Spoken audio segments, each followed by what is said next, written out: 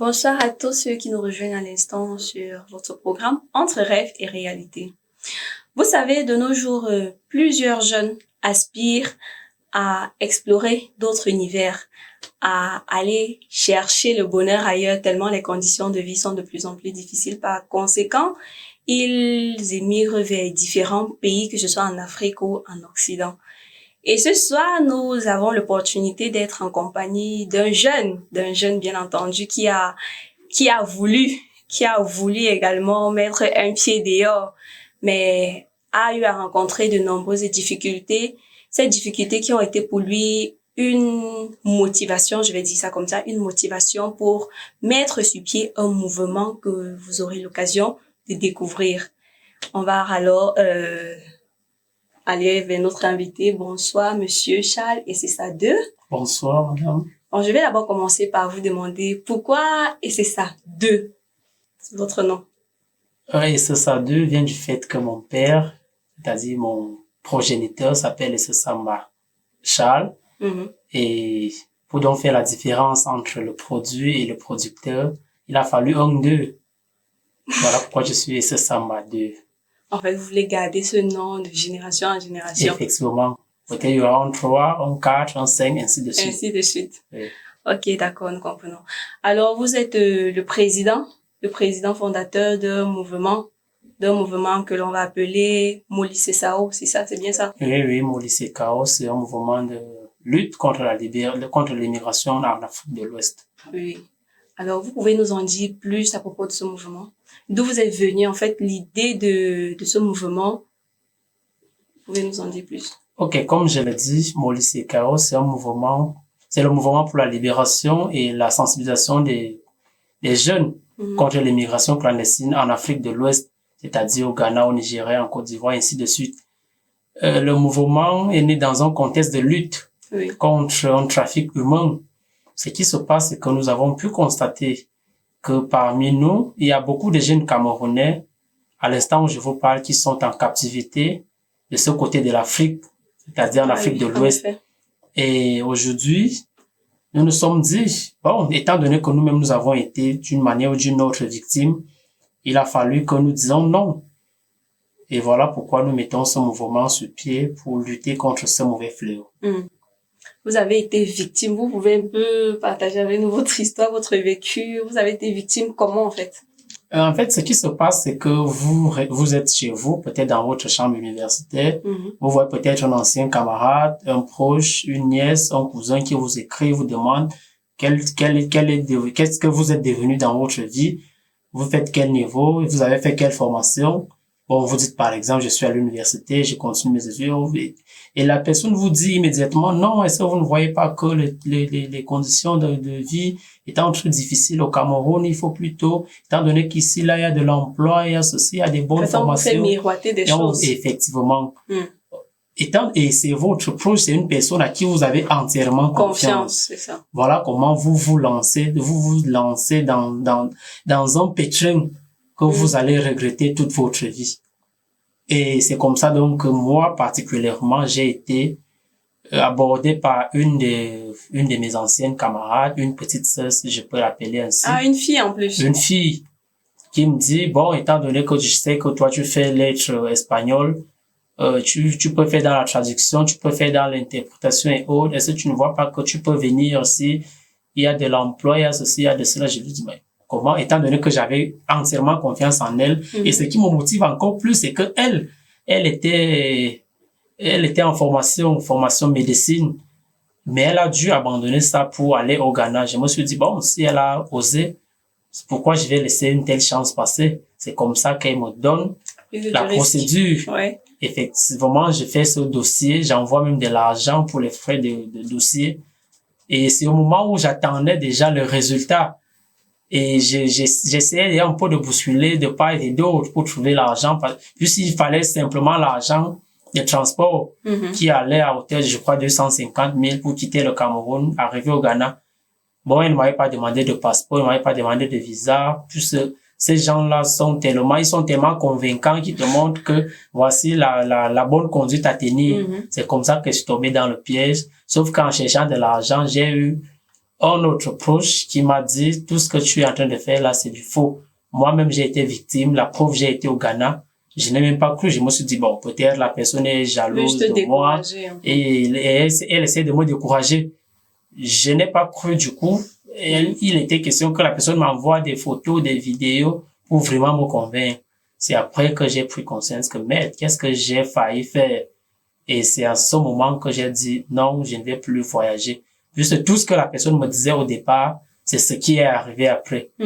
Et moi donc, et la personne, et beaucoup d'autres victimes, nous nous sommes dit, non, il faut créer quelque chose. Parce que si nous avons été sauvés, il faut qu'on sauve également les autres. Exactement. Et il faudrait le dire que vous aviez déjà investi un peu d'argent, donc cette personne en a profité. Oui, beaucoup de personnes ont été sauvées également grâce à ce mouvement. Juste nous réalisons des reportages, nous réalisons des émissions radio. Voici par exemple une émission télé, nous faisons des descentes sur le terrain et nous travaillons en synergie avec le ministère des Relations extérieures. Ça fait qu'on a pu créer cet écho positif là pour que tout le monde soit au courant du mauvais fléau. Vous avez dû travailler avec le ministère des Relations extérieures. Et déjà, tout récemment, vous avez eu à effectuer une descente. Effectivement. Une descente sur le terrain. Je pense que c'était le jeudi 20 mars 2025 du côté de la vallée bilingue d'abord. Oui. Ok, comment s'est déroulée cette descente sur le terrain? En fait, avant même la descente, nous avons déjà d'abord saisi notre élite politique, notre élite locale, l'honorable député Dr Monga, que je salue d'ailleurs, puisque c'est vraiment une élite qui a pris le mouvement à cœur. C'est quoi de plus beau que d'avoir un père, un grand frère qui se soucie autant de la jeunesse de sa circonscription. Donc nous lui disons merci. Nous l'avons saisi et après, lui, il a demandé l'audience au ministre des Relations extérieures. Chose qui a été faite, nous avons été reçus pour la première fois au ministère par le directeur des Camerounais à l'étranger, des étrangers au Cameroun et des questions migratoires. Nous avons eu des échanges, nous avons eu une séance de travail. Après, le directeur a rendu compte au ministre. Récemment, nous étions encore là-bas, il était question que le ministre nous reçoive en personne.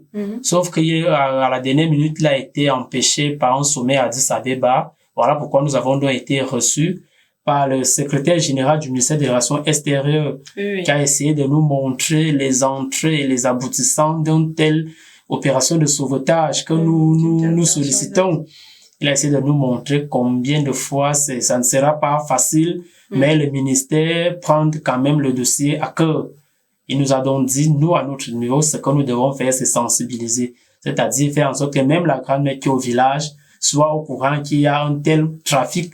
Et que si demain ou après-demain, un de ses neveux, de ses petits-fils est abordé, qu'il prenne ses précautions, simplement. Voilà pourquoi l'honorable, toujours dans son élan de cœur, a pu financer cela. Nous avons effectué cette descente. Et bon, la nature a voulu qu'on commence par la vallée du Thème, puis on dit souvent, qu'est-ce qu'on dit? On dit, la bonne charité commence par soi-même. Nous avons donc commencé par la vallée du Thème. Voilà pourquoi le jeudi, on était au lycée bilingue d'Ambam. Nous avons eu un rassemblement improvisé. Par après, nous avons rencontré le préfet, le sous-préfet. Nous avons rencontré le proviseur. Et le vendredi, on était dans l'enceinte de QOC. Nous avons rencontré également le sous-préfet de l'enceinte de QOC. Et bien entendu, la réalisation va nous présenter quelques tel images. Que vous le voyez sur les images là. Nous avons rencontré les chefs d'établissement, notamment le proviseur du lycée bilingue de QOC, le principal du collège, Monseigneur Nkou, et le proviseur du lycée technique de QOC. Et lundi récemment, il y a de cela, je crois, 2 jours, nous sommes revenus à Ambam pour le lycée technique d'Ambam. Et c'est comme ça que nous avons pu terminer la première phase dans de très bonnes conditions. Il est bien vrai qu'on a rencontré certaines difficultés, mais bon, aucune œuvre n'est parfaite. Ça, c'est clair. Nous disons que cette première phase a été très bien et dans les prochains jours, nous allons lancer une deuxième phase de sensibilisation. Surtout que les autorités en fait du territoire étaient présentes dans l'idéal. Ils vont juste continuer à étendre la chose pour pouvoir sensibiliser au mieux les jeunes. Déjà que la graine a été plantée. C'est une très bonne initiative déjà.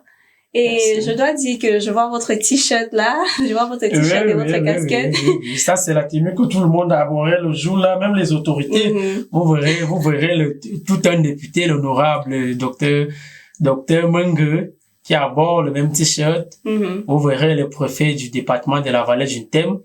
Vous verrez le président du conseil régional de Bolova. Tous ont eu le t-shirt parce qu'en fait, toutes ces autorités-là ont loué l'action. Et la chance que nous avons, c'est d'être accompagnés par ces gens-là. Le préfet, par exemple, nous a dit il faut que l'ascension soit constante. Voilà pourquoi il ne s'agit pas d'aller une fois et disparaître. Il faut rendre ça constant, il faut que ça soit permanent. Donc, nous envisageons encore d'autres échéances à l'avenir, oui.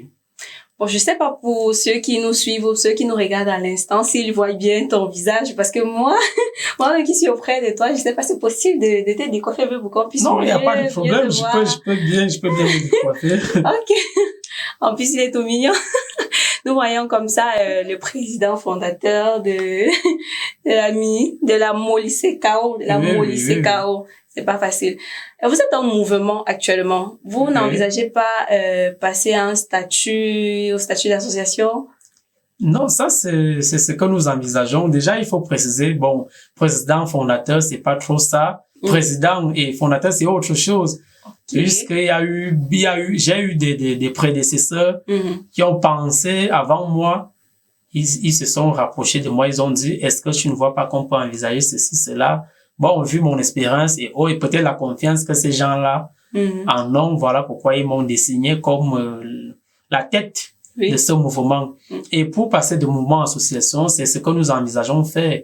Nous avons échangé avec le préfet de la Vallée d'Untem, qui nous a donné toute une procédure à suivre. Étant donné qu'il nous encourage déjà, nous pensons que très prochainement, ça ne sera plus mouvement pour la libération, mais ça sera plutôt une association et bien légalisée.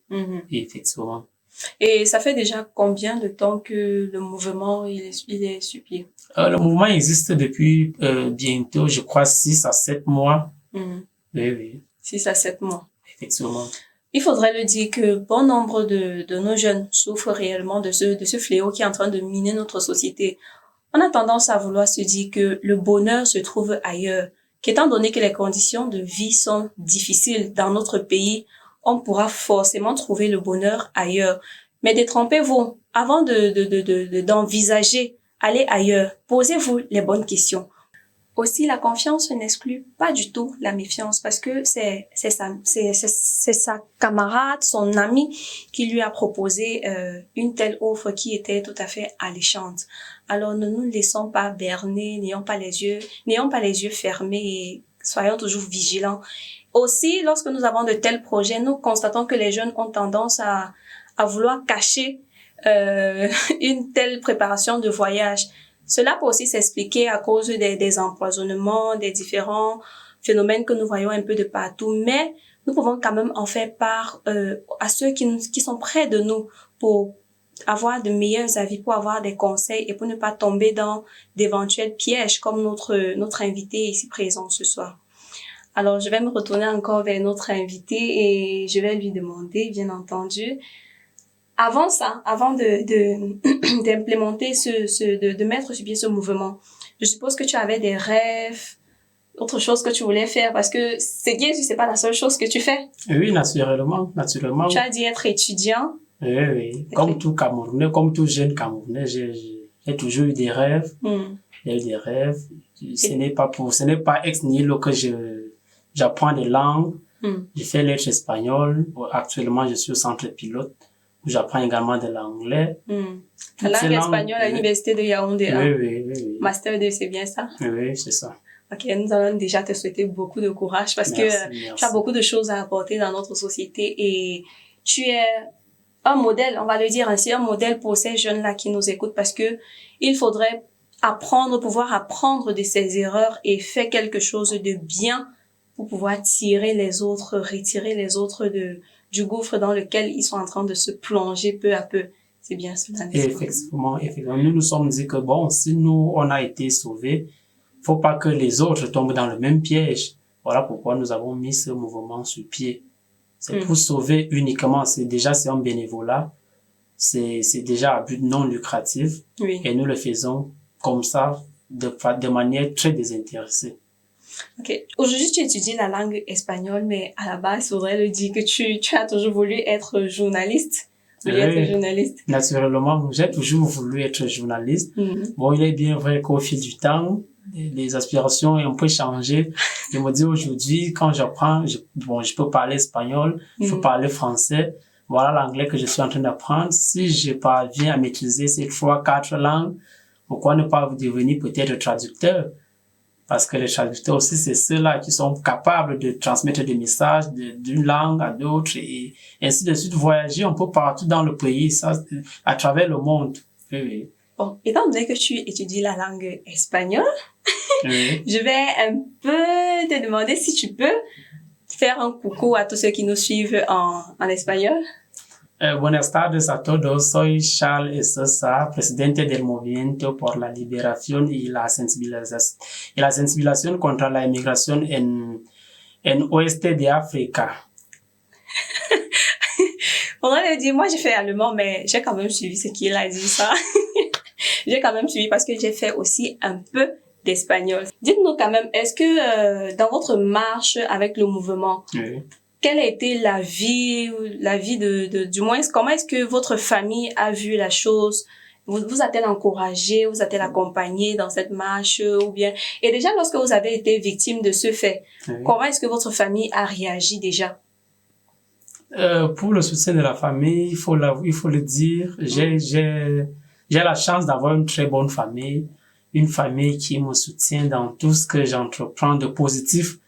Et la preuve, tout récemment, lors de la descente, j'ai mon jeune frère qui est aspirant pasteur, qui était juste de passage.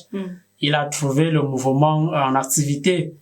Il s'est arrêté et il s'est joint à nous. On était au lycée technique d'Ambam ensemble.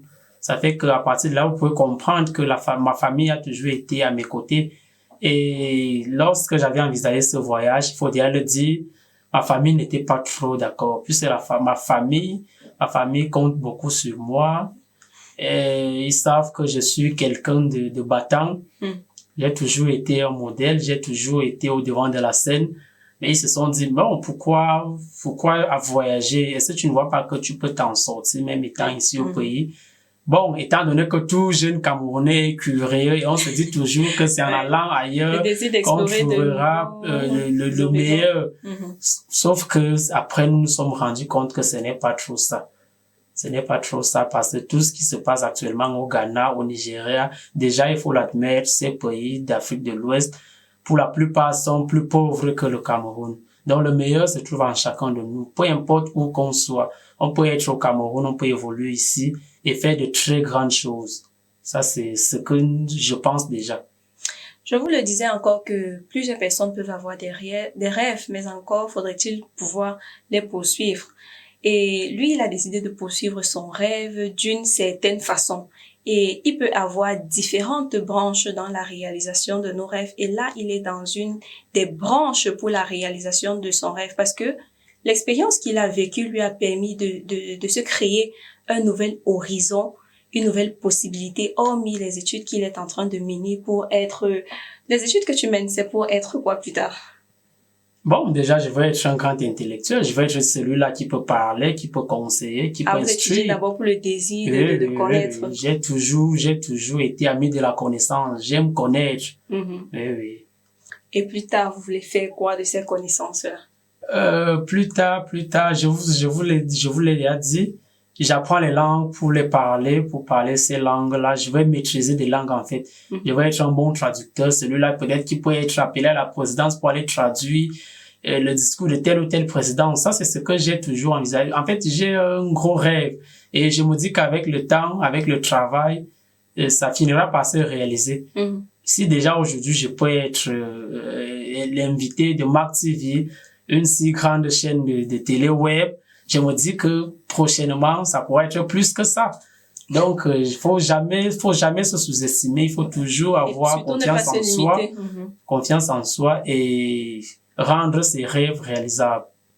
Aussi, moi, je vois que, étant donné que vous étudiez les langues, avec ce mouvement également, c'est une plus-value. Parce que vous avez plus fait référence au Nigeria, au Ghana, et nous savons que le Nigeria, le Ghana, ce sont des pays qui parlent beaucoup plus l'anglais. Donc déjà que vous appreniez l'anglais, ça fait que vous serez un très bon traducteur, vous serez un très bon canal pour pouvoir échanger avec des personnes qui vivent ces réalités-là étant sur place ou ceux qui sont encore ici, et ça va vraiment faciliter la chose en fait. C'est une très bonne chose. Vous voyez qu'il est important d'avoir des connaissances et savoir canaliser ces connaissances-là pour pouvoir les utiliser à bon escient. Je vais vous demander encore les difficultés, les challenges, je suppose que vous avez rencontrés au quotidien depuis que vous avez commencé avec ce mouvement. Quelles sont les difficultés que vous avez eu à rencontrer? Les difficultés, elles sont énormes. Il faut déjà l'admettre. À chaque fois que vous luttez contre le diable, c'est quelqu'un qui ne dort jamais. À chaque fois que vous entreprenez, vous prenez une initiative. Et attendez-vous déjà aux ripostes. Donc c'est comme ça. Déjà de l'autre côté de l'Afrique de l'Ouest là-bas, de la même manière que nous sensibilisons, que nous travaillons ici pour éradiquer le mouvement, pour éradiquer le fléau, c'est de la même manière que eux également, et ils cherchent d'autres stratégies pour plus attirer les gens, montrer combien de fois eux ils sont crédibles et nous sommes décrédibilisés comme ça au fur et à mesure. Mais bon, nous faisons face à cela. Déjà, il y a beaucoup de familles qui ne croient pas, plus ceux qui sont là-bas, déjà envoûtés et inoptisés, ne disent pas la vérité à leur famille. Imaginez un temps soit peu, vous êtes au Ghana, vous dites à votre mère, je vais bien, tout ce qu'on vous dit là, c'est du mensonge. C'est difficile qu'une mère croie à moi, Charles, c'est ça, plutôt qu'à sa fille.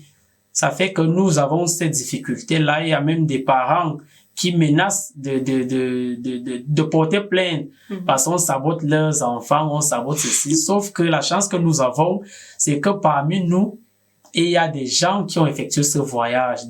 Nous avons des images, nous avons des vidéos, nous avons des preuves qui prouvent que ce que nous disons, c'est ça qui est la réalité. Ce qu'on dit là-bas, c'est du bluff, c'est pour perdurer le fléau. Surtout que ces personnes-là ont vraiment des arguments très convaincants et ils vous font en fait miroiter réellement, comme on dit miroiter, ils vous persuadent. Et n'oubliez pas que pour ces personnes-là qui s'hasardent, qui s'entêtent quand même à vouloir y aller, on parle de trafic d'êtres humains, de kidnapping avec des demandes de rançon, c'est vraiment trop pénible. Au lieu de prendre de tels risques, vraiment, il est toujours mieux préférable soit de rester dans son pays ou alors de partir par la voie la plus normale possible.